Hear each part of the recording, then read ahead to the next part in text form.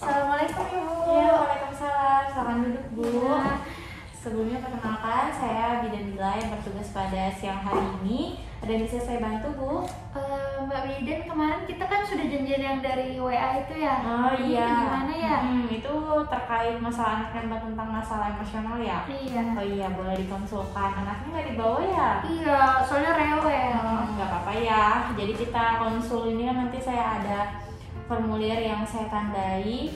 Nanti mbaknya tinggal jawab sesuai apa yang dilakukan oleh anaknya ya. Iya. Nah, jadi nanti saya melakukan tes yang namanya masalah mental emosional pada anak ibu. Jadi ini untuk mendeteksi secara dini adanya penyimpangan atau masalah emosional yang terjadi pada usia anak prasekolah.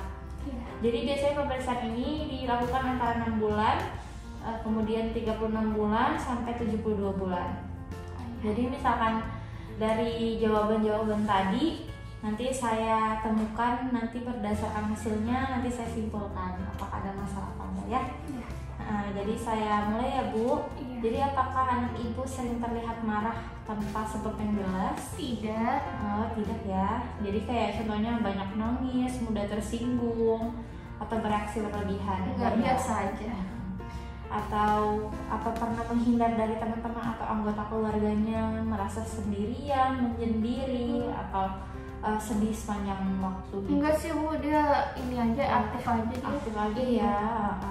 Terus apakah anak ibu berperilaku merusak atau menentang terhadap lingkungan sekitarnya seperti melanggar peraturan, mencuri, atau melakukan hal-hal yang bahaya untuk dirinya? Tidak Bu. Oh tidak ya. Iya.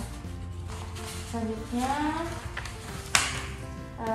apakah anak ibu mempunyai perasaan ketakutan yang berlebihan atau kecemasan? Tidak. Tidak ya.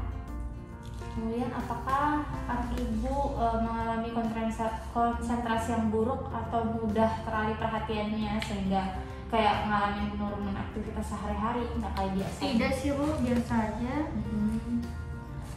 Kemudian selanjutnya pertanyaan ke-6, apakah perilaku kebingungan anak ibu sehingga mengalami kesulitan dalam berkomunikasi? Tidak Bu. Tidak ya. Selanjutnya, apakah anak ibu mengalami perubahan pola tidur? Tidak. Sesuai jadwalnya dia tidur. Nah, gitu ya. Atau mengalami perubahan pola makan juga? Tidak ada. Enggak ya. Apakah anak ibu sering mengeluh sakit kepala, sakit perut, kemudian ada keluhan-keluhan sakit? Tidak ada Bu. Nggak ada ya, jarang ya.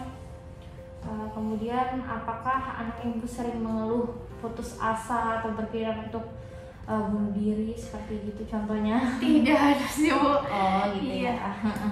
Apakah anak ibu menunjukkan adanya kemunduran perilaku atau kayak seperti insecure? Tidak ada.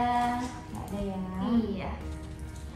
Yang terakhir nih Bu, apakah anak ibu melakukan perbuatan yang sering berulang-ulang tanpa alasan yang jelas? Tidak ada. Nggak ada ya. Tidak ada. Nah, jadi seperti yang sudah saya simpulkan dari pertanyaan yang sudah saya ajukan kepada Ibu, jadi jawaban iyanya tidak ada ya Bu, hampir semua tidak jadinya. Kalau misalkan jawaban hanya satu seperti yang tertera di sini ya Bu, jadi saya wajib melakukan konseling sama Ibu. Kalau misalkan tetap masih berperilaku yang iyanya itu masih ada satu, kita lakukan evaluasi lagi setelah 3 bulan. Iya. Nah, kalau misalkan jawaban yang iya ditemukan 2 atau lebih, kita wajib merujuk ke rumah sakit yang memiliki fasilitas kesehatan jiwa atau tumbuh kembang anak. Jadi karena hasilnya semua tidak dan tidak ada yang iya, jadi anak ibu insya Allah sehat-sehat aja, masalah mental emosionalnya tetap dalam keadaan stabil ya Bu ya. Iya. Sampai sini ada yang ditanyakan lagi Bu? Cukup jelas sih Mbak Bidan. Nanti saya WA aja lagi kalau ada keluhannya. Oke, baik. Kalau kayak gitu, terima kasih. Semoga sehat selalu ya Bu. Iya.